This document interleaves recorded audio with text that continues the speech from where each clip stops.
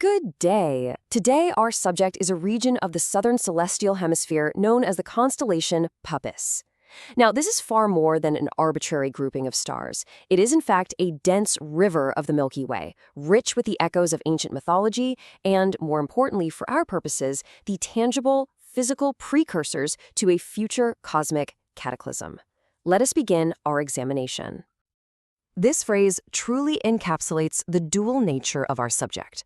Puppis serves as both a celestial monument to a heroic past and a verifiable physical promise of a spectacular future.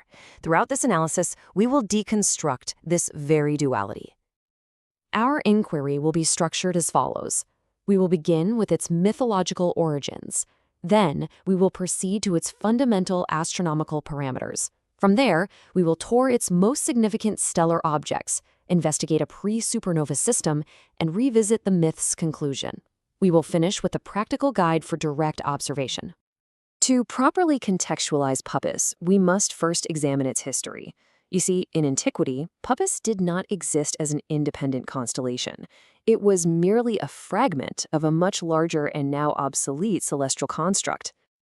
The original entity, as catalogued by Ptolemy, was Argo Navis, the ship of Jason and the Argonauts.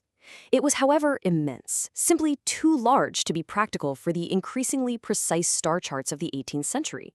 So, in 1752, the French astronomer Nicolas-Louis de Lacaille performed what can only be described as a celestial dissection. He partitioned the ship into three more manageable constellations: Carina, the keel; Vela, the sails; and the subject of our study, Puppis, the stern. With its historical context now established, let us turn to the astrometry. What are the fundamental parameters that define this region of the celestial sphere? Puppis occupies an area of 673.4 square degrees. To put that figure in perspective, it ranks as the 20th largest of the 88 modern constellations, a very significant portion of the sky. And contained within this expansive area are 241 stars visible to the unaided human eye. This number immediately tells us that we are observing an exceptionally dense star field, looking deep into the plane of our own galaxy. Its visibility, of course, is dependent upon terrestrial latitude. For observers located south of 39 degrees north, the constellation is fully visible. Between 39 and 70 degrees north, it appears low on the southern horizon, and for any observers north of that latitude, it remains entirely below the horizon. The optimal time for observation is the month of February. Now we shall move from the general to the specific. Let's explore some of the most scientifically interesting objects located within the boundaries of Puppis. The most luminous star in Puppis is Naus, or Zeta Puppis. It is a true stellar behemoth, a blue supergiant radiating with the energy of 550,000 of our suns. Consider this thought experiment. If we were to place Naus at the distance of Sirius, the brightest star in our night sky, it would appear to us with nearly the same brightness as the full moon. The energy output is simply staggering. Puppis is also home to several prominent open star clusters, notably Messier 46 and Messier 47, both of which are readily observable with simple binoculars. Within the field of view of M46, one can also spot the planetary nebula NGC 2438. Now, it appears to be embedded within the cluster, but this is merely an optical alignment, a trick of perspective. The nebula is, in fact, a much more distant background object. However, the most scientifically compelling object within Puppis is arguably the binary star system designated HD 49798. This system is a laboratory for extreme physics, and it is the guaranteed progenitor of a future supernova. At the heart of this system is a white dwarf. Let us be precise. A white dwarf is the remnant core of a sun-like star, composed of electron degenerate matter. Gravity has compressed this material to a density that is difficult to comprehend.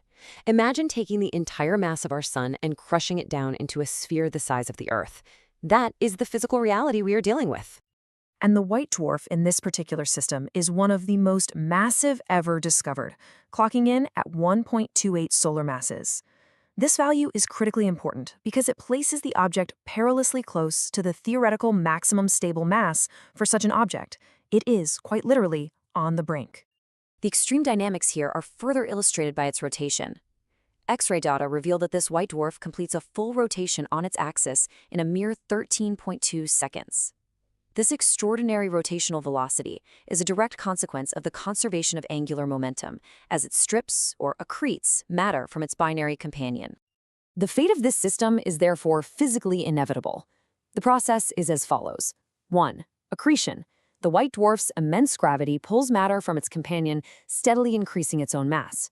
2. It approaches the Chandrasekhar limit, the critical threshold of roughly 1.4 solar masses, beyond which electron degeneracy pressure can no longer resist gravity. And 3. Upon crossing this limit, the core pressure and temperature trigger a runaway thermonuclear reaction that completely obliterates the star in a Type A supernova. This inevitable outcome raises a compelling question. Given that the HD 49798 system is a relatively close 2,000 light-years away, what will be the observable consequence of this detonation from our terrestrial vantage point? The spectacle will be profound. The supernova will manifest as a brilliant new point of light, a temporary star shining between 100 and 200 times brighter than the planet Venus at its peak. It will be an unmistakable object in our sky, easily visible even in broad daylight. Having examined its astrophysical future, let us now return to its mythological past. For the name of the constellation, the Stern, is inextricably linked to the tragic demise of its mythical captain, Jason. After the glory of his quest for the Golden Fleece, Jason's story turns tragic. He is abandoned by the gods, loses his family, and lives out his days as a forgotten old man. He often returned to the beached, decaying hulk of his great ship, the Argo. One day, as he sat resting in its shadow, the stern, the very section of the ship represented by Puppis, finally rotted through. It collapsed, crushing the hero beneath the symbol of his own fated glory. A deeply ironic end. We have now analyzed Puppis through the lenses of both mythology and physics. Let us conclude with a brief, practical guide for your own observations. Locating Puppis is not difficult. First, identify Sirius, the brightest star in the night sky. The dense star field immediately to its southeast is Puppis. You do not require a large telescope. A standard pair of binoculars will reveal countless star chains and the faint glows of clusters like M46 and M47. For those interested in astrophotography, the region is a premier target, rich in the deep red light of H-alpha emission from vast clouds of ionized hydrogen gas. And so we come full circle. Puppis is indeed an epitaph and a promise. It is the mythological tombstone of a hero crushed by his own decaying legacy. And it is the scientifically certain vessel for a future stellar detonation, an event that will one day light up our daytime sky, reminding us that in the cosmos, even the most violent endings are simply the prelude to new beginnings.